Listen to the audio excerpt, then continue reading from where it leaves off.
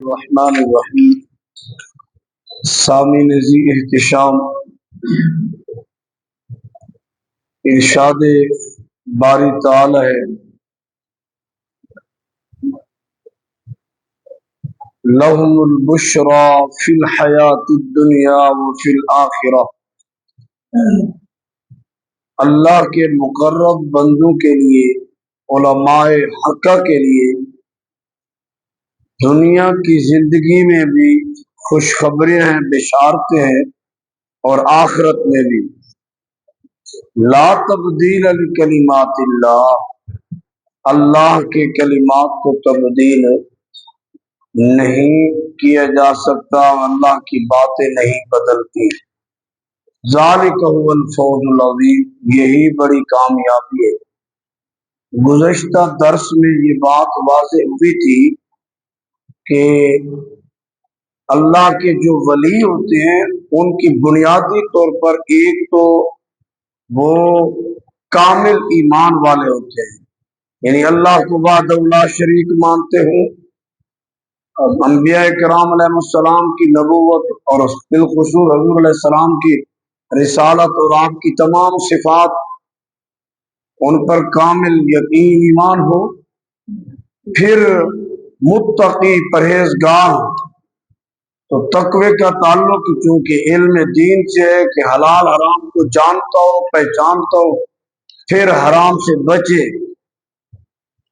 تو بنیادی طور پر ولی وہ ہوتا ہے جو شریعت کا عالم ہو اور ایمان کامل ہو۔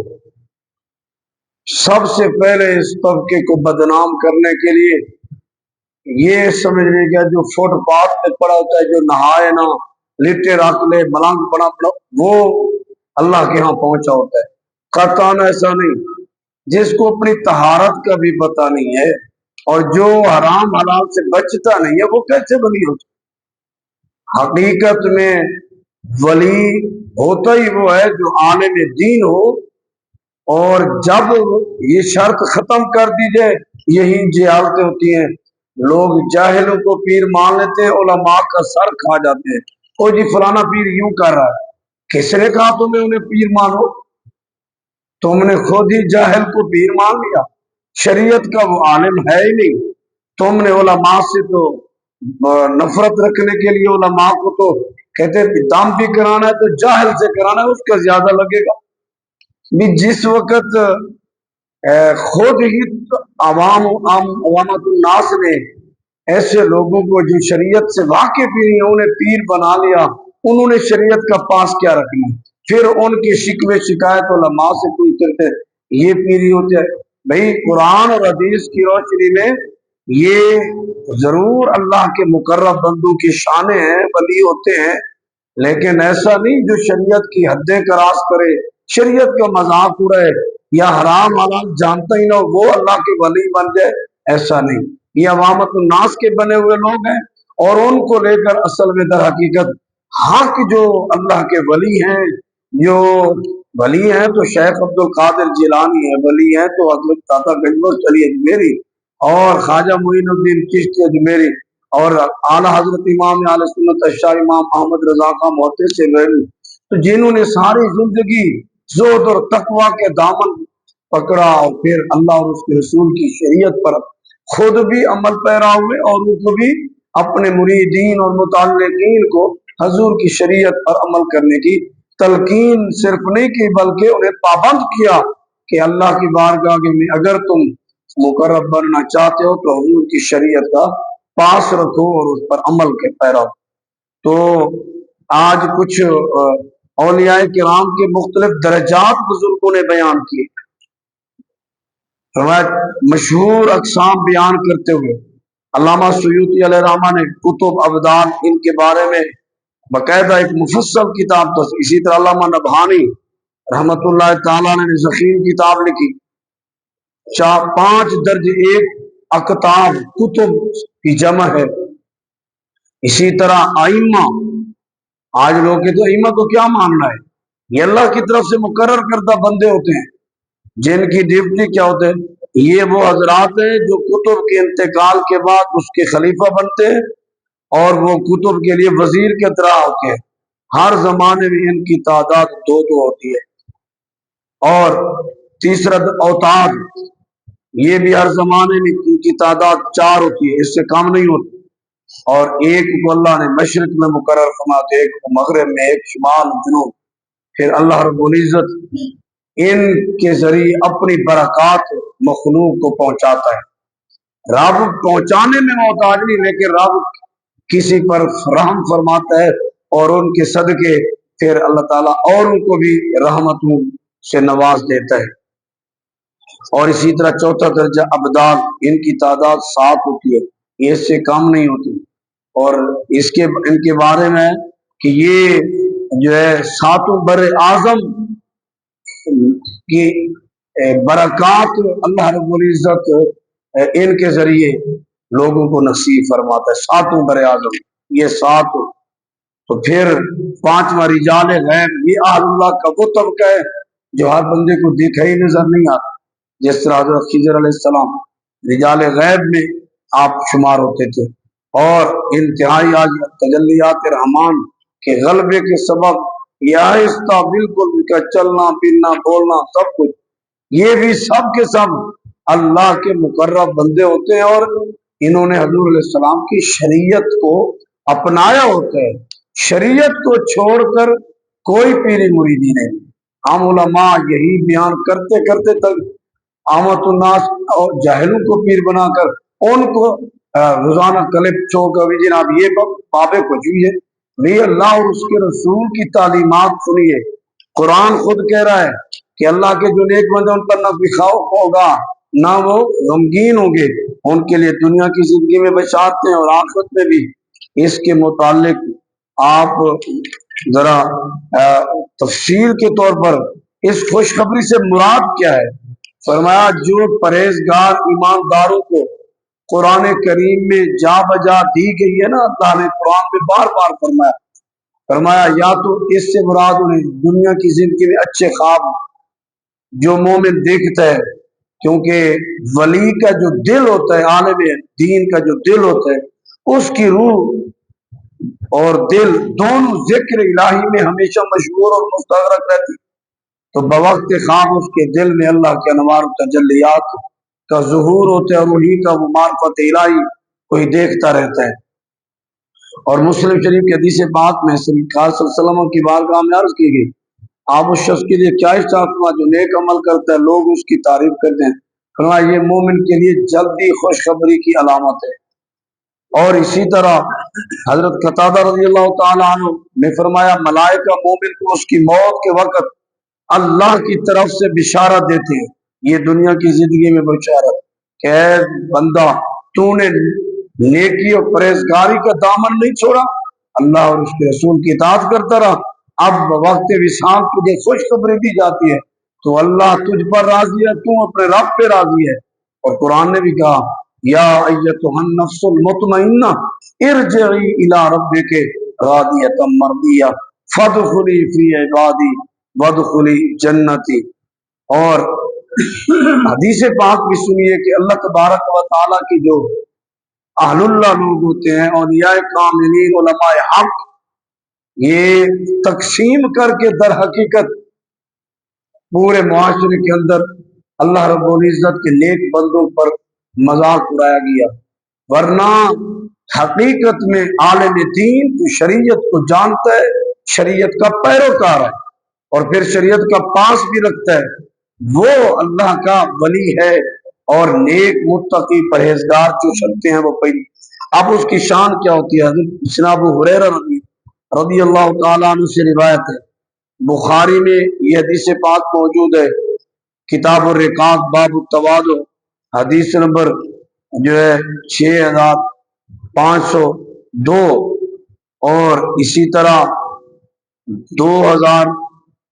2248 حدیث نمبر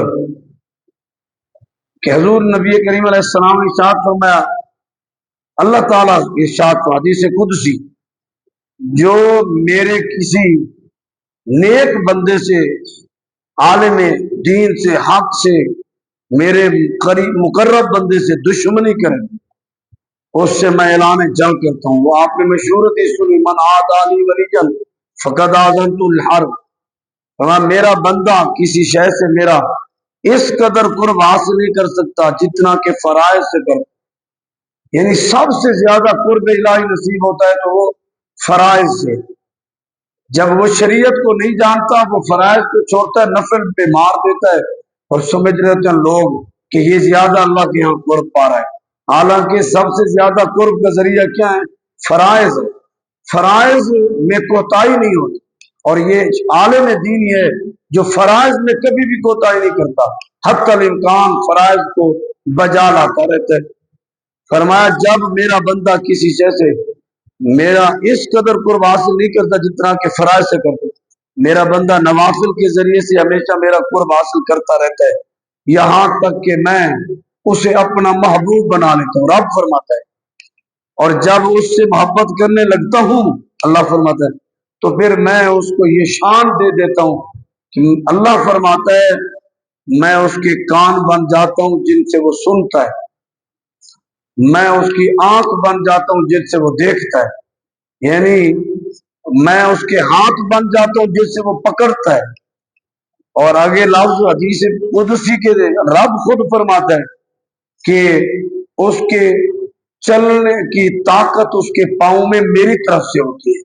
لفظ تو یہ ہے جس کا ترجمہ یہی بنتا ہے، میں اس کے پاؤں بن جاتا ہوں جن سے وہ چلتا ہے، اور اگر وہ مجھ سے سوال کرے لَأُعْطِيَنَّهُ، ضرور بھی ضرور میں اس کو منہ مانگی ممراد دوں گا جو مانگے گا، اور اگر اور مجھ سے وہ پناہ مانگے تو میں اسے پناہ بھی دیتا ہوں۔ یہ بخاری شریف کے اندر حدیث قدسی حضور علیہ السلام نے فرمایا، رب فرماتا، کیا ایسا ہوتا بھی ہے؟ آپ دیکھ لیں صحابہ کرام علیہ رضوان سب کی یہ شانیں تھی کہ وہ سننے اور دیکھنے کی طاقت ان کو اللہ تعالیٰ کی طرف سے۔ تو حضرت سیدنا فاروق اعظم کا واقعہ کہ جب ایک علاقے کے اندر آپ نے وفد بھیجا، لڑائی ہو رہی تھی، جنگ ہو رہی تھی، تو وہاں دشمن سارے اس طرح مسلمانوں کے وفد کو اور ان مجاہدین کو چرما دے کر مفت ایک جگہ سے حملہ آور ہو رہے تھے، یعنی پہاڑ کی جانب سے آ کر۔ تو حضرت سیدنا امیر المومنین فاروق اعظم کا زمانہ، مدینہ طیبہ میں تھے، اور وہیں پہ بیٹھے آپ اس لشکر کو مخاطب ہو کر کہہ رہے تھے، یا ساریت الجبل، یا ساریت الجبل، اے ساریہ اس وقت وہ اس سردار سپہ سالار تھے اور اس قافلے کے اور وفد کے، تو انہوں نے فرمایا یا ساریہ تو الجبل، پہاڑ کی طرف دیکھو، پہاڑ کی۔ تو جب اس قافلے نے وہی آواز بھی سنی اتنا میلوں دور، اور پھر جب پہاڑ کی طرف دیکھا تو دشمن ادھر سے حملہ آ گیا، اور پھر انہوں نے اپنے سنبھال لی پوزیشن اور محفوظ ہو گئے۔ اور حضرت سیدنا عثمان غنی آپ مدینہ طیبہ میں جلوہ گر ہیں، کچھ وفد ملنے کے لیے ایک بندہ آ رہا تھا دور سے، تو راستے میں ایک مقام سے گزرا، تو وہاں دیہات کے علاقے عبور کرتے ہوئے، تو دیہات کے علاقوں میں کھالے نالوں پر خواتین کپڑے وغیرہ دھو رہی ہوتی ہیں، تو وہ شخص وہاں سے گزرتے ہوئے اس کی نگاہ غیر محرم پہ پڑی۔ اب جب حضرت عثمان غنی کی کچہری میں پہنچا، مجمع لگا ہوا ہے، حضرت عثمان غنی نے بیان شروع کیا اور پند و نصیحت کرتے کرتے فرمایا ان لوگوں کا کیا حال ہوگا جن کی آنکھوں میں زنا نظر آ رہا ہے۔ اب آج کا زمانہ لوگ زنا کر کے مکر جاتے ہیں، لیکن پاکیزہ زمانے کے لوگوں کی سوچ ہی اور ہوتی ہے۔ حدیث پاک میں فرمایا بد نگاہی یہ آنکھ کا زنا ہے، اور ہاتھ کی ناجائز استعمال کرنا یہ ہاتھ کا زنا ہے، اور زبان کا ناجائز، یہ اس طرح سب اعضاء کے بارے میں بھی نہ۔ اب جب حضرت عثمان غنی نے یہ توجہ دلائی تو وہ شخص یہ نہیں کہا کہ کسی اور کو کہہ رہے ہوں گے، تو چونکہ ان کے دل میں بات کھٹک رہی تھی کہ راستے میں آتے ہوئے میری نگاہ پڑی ہے، اور حضرت عثمان غنی فرما رہے ہیں کہ ان بندوں کا کیا حال ہوگا کہ جو موجود یہاں بیٹھے ہیں لیکن ان کی آنکھوں میں آنکھوں کا زنا موجود ہے۔ تو عرض کی، کھڑے ہو گئے، عرض کی یا امیر المومنین کیا سلسلہ ہے بھائی، ختم نہیں ہوا؟ سلسلہ وہی ختم نہیں ہوا. حضرت سیدنا عثمان غنی نے فرمایا سلسلہ وہی ختم ہو گیا، حضور خاتم النبیین ہے، آخری نبی ہے. اب میں کہا یہ میرا تو راستے میں کہیں منظر پیش ہوا اور میری آنکھیں بے احتیاطی ہوئی، نگاہ پڑ گئی اور میں اس پہ شرمندہ ہوں، لیکن آپ کو کیسے پتا چلا؟ تو حضرت عثمان غنی رضی اللہ تعالیٰ عنہ نے ایک قرآن کی آیت پڑھی، فرمایا یا ایھا الذین آمنوا ان تتقوا اللہ یجعل لکم فرقانا، اے ایمان والے اگر تم تقوی اختیار کرو گے، اللہ سے ڈرتے رہو گے، شریعت مطالعہ پہ کامل کرتے رہو گے، تو پھر یجعل لکم فرقانا، اللہ تمہیں ایسا نور عطا فرمائے گا کہ جس کی برکت سے تم حق اور باطل کے درمیان فرق کر سکو گے. یجعل لکم فرقانا ویکفر عنکم سیئاتکم ویغفر لکم، اللہ تمہاری سیئات کو معاف فرما دے گا، اللہ تمہاری بخشش بھی فرما دے گا، اور اللہ تعالیٰ بخشنے والا مہربان ہے. تو پھر دوسری حدیث پاک اتقوا فراست المومن فإنه ينظر بنور اللہ، مومن کی فہم و فراست سے ڈرو، بچو، وہ اللہ کے نور سے دیکھتا ہے. یہ حدیث پاک ہے. تو حضرت عثمان غنی نے فرمایا سلسلہ وہی ختم ہو گیا، مجھے وہی کے ذریعے نہیں بتایا گیا، لیکن اللہ نے ایسا نور عطا فرمایا ہے اپنے رحمت کاملہ سے کہ جس کی وجہ سے حق اور باطل کے درمیان فرق کرنے کی صلاحیت نصیب ہو جاتی ہے. اور حدیث پاک ہے کہ حضور علیہ السلام نے فرمایا مومن کی فہم و فراست سے ڈرو، وہ اللہ کے نور سے دیکھتا ہے.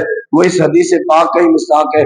جب اللہ فرما رہا ہے کہ جب بندہ میرا قرب حاصل کر لیتا ہے پھر اس کے میں کان بن جاتا ہوں جن سے وہ سنتا ہے، پھر دوری اور نزدیکی کے مسئلے ختم ہو جاتے ہیں، پھر آنکھ بندے کی ہوتی ہے لیکن دیکھنے کی طاقت اس میں اللہ تعالیٰ کی طرف سے خاص ودیت ہے. اور یہی بات اللہ کے نیک بندوں میں حضرت سنا امام اعظم ابو حنیفہ جب ائمہ میں سب سے بڑے امام تھے علماء حقہ کے، اور پھر آپ کا ولایت میں کیا مقام تھا. جامع مسجد دمشق میں آپ وضو کر رہے تھے وضو خانے میں، اور آپ کے اس طرف نوجوان بھی کچھ وضو کر رہے تھے. تو ایک دن وضو فرما رہے تھے تو حدیث پاک میں ہے نبی علیہ السلام نے فرمایا جب بندہ وضو کرتے ہیں نا تو اس کے اعضاء کے گناہ جھڑ جاتے ہیں اور جھڑتے ہیں اور پھر پانی میں بہہ جاتے ہیں، اور اسی لیے اس کے یہ اعضاء کل قیامت کے دن چودھری کے چاند کی طرح مومنین کے چمک رہے ہوں گے. فرمایا کہ وہ وضو نوجوان ادھر وضو کر رہا تھا، آپ یہاں بیٹھے پانی کو دیکھی جا رہے ہیں گہری نظر سے، دیکھ دیکھ کر اس جوان کی طرف مخاطب ہو کر کہتے ہیں تو شراب نہیں چھوڑتا؟ وہ جوان ہکا بکا رہ گیا کہ یہ میرا تو تنہائی والا عمل ہے، اس بزرگ کو کیسے پتا چل گیا؟ اور کہ تو گناہ تو توبہ طیب نہیں ہوتا، تو اللہ تعالیٰ سے توبہ نہیں کرتا، ڈرتا نہیں؟ اس بندے نے اسی وقت پانی پانی ہو کر سچی توبہ کی. اور اسی طرح ایک شخص اور وضو کر رہا تھا، آپ وضو کر رہے ہیں اور اس کے جب پانی گزرا تو آپ نے فرمایا تو ماں باپ کی نافرمانی سے باز نہیں آتی، تجھے اللہ کا ڈر نہیں ہے؟ ماں کا دل دکھا کر تو وضو کر رہا ہے. وہ ہکا بکا یہ تو میرے گھر کا معاملہ ہے، اس بزرگ کو کیسے پتہ چل گیا؟ اور پھر اسی طرح زانی تک کے بارے میں آتا ہے کہ زانی وضو کر رہا تھا، آپ نے جب دیکھا تو آپ نے یہ وہی بات کی کہ اتقوا فراست المومن فإنه ينظر بنور اللہ، کہ اللہ کے وہ نور سے دیکھتے ہیں جو اللہ کے قریب ہو جاتے ہیں. تو پھر آپ نے وہیں پہ اسی دن دعا مانگی یا اللہ یہ جو ایک منصب ہے نا کہ میں اوروں کے حالات سے واقف ہو رہا ہوں، تو مجھ سے اس کو ختم کر دے، میں اپنے آپ کو ہی دیکھتا رہوں. اس میں ایک بہت بڑی بات ہے. آج ہم لوگوں کی نکتہ چینی کرنے کے لیے آنکھیں ڈال ڈال کر دیکھتے رہتے ہیں کہ چاچا کیا کر رہا ہے، ماما کیا کر رہا ہے، فلانا ہمسایا کیا کر رہا ہے اوروں کے. تو اللہ نے جن کو یہ منصب عطا فرمایا اللہ کو قرب پا کر وہ ان کو یہ صلاحیت ملی کہ لوگوں کے حال سے واقف ہوتے. حضرت امام اعظم نے رب سے دعا مانگی مولا میں اوروں کے یوں تو عیب دیکھتا رہوں گا، میں تو انہی کے عیب دیکھتا اور انہی کو بیان کرتا رہوں گا، مجھے اپنے آپ کو دیکھنے کی توفیق دے، کیونکہ یہ حکم ہے نہ تھی جب تک ہم کو اپنی خبر، دیکھتے رہے اوروں کے عیب و ہنر، جب پڑی اپنے عیبوں پہ نظر تو جہاں میں کوئی برا نہ رہا. جب بندہ اوروں کے عیب دیکھتا رہتا ہے تو کبھی بھی اسے اپنا عیب نظر نہیں آئے گا، وہ سب عیب دوسروں میں دیکھ کر پھر نکتہ چینیاں کرتا رہے گا۔ لیکن جب اپنے اندر گہرائی میں ڈھونڈے گا کہ یار میرے اندر بھی تو یہ ہے، میں بھی تو اتنے غلطیاں کر چکا ہوں، پھر اوروں کی عیب اسے بھول جائیں گے اور اپنی اصلاح کرے گا۔ اللہ تعالیٰ سے دعا ہے اللہ تعالیٰ ہماری بخشش فرمائے۔ کل سے انشاءاللہ رضی سے آگے اس طرح، چونکہ یہ مضمون ایک خاص کیفیت سے تھا، اللہ کے نیک بندوں کے تعارف اور ان کی نشانی، اس طرح اور بھی حدیثیں ہیں شان قرآن میں اور بھی موجود ہے۔ اللہ تعالیٰ ہماری بخشش فرمائے اور اپنا قرب نصیب فرمائے۔